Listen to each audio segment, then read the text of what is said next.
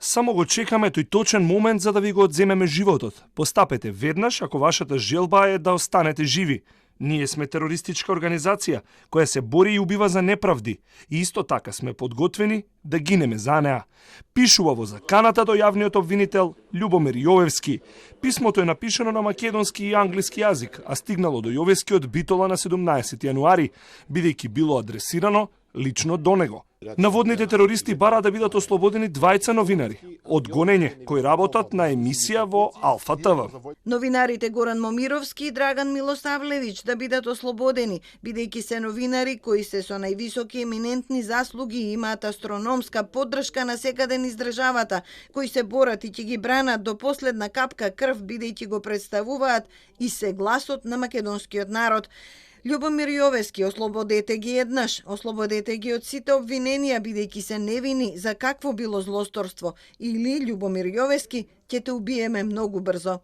Јавниот обвинител Јовевски, кој ги стави во јавност добиените писма, преку соопштение истакнува дека нема да потклекне на терористичките закани. Јавниот обвинител на Северна Македонија истакнува дека се залудни ваквите закани и во оваа пригода нагласува дека заканите, па дури и да се по живот, нема да го поколебаат во примената на законите и во професионалното и одговорно постапување на јавното обвинителство. За новинарите Момировски и Милосавлевиќ од обвинителството беше поднесена кривична пријава од Агенцијата за разузнавање во врска со наводи за безбедносни и разузнавачки структури, изнесени во емисијата Заспи ако можеш, емитувана на ТВ Алфа.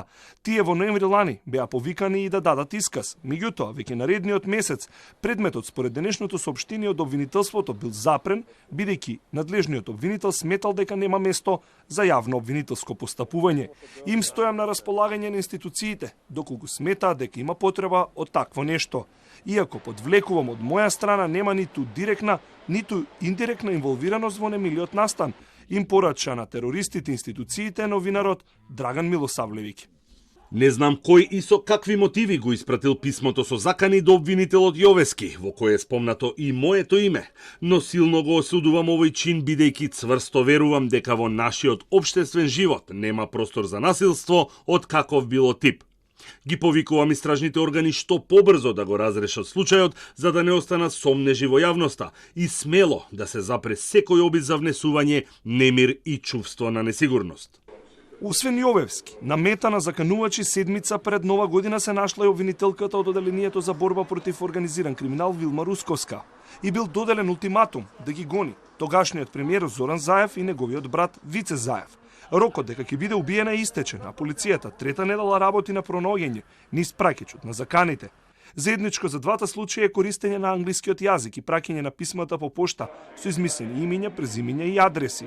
Писмата се во полиција, а поштенските службеници тврдат дека доколку има камера во поштенскиот објект, од каде што е испратено писмото, може да се утврди идентитетот на испраќачот, со оглед дека прецизно се бележи времето кога поштенската пратка била предадена во поштата.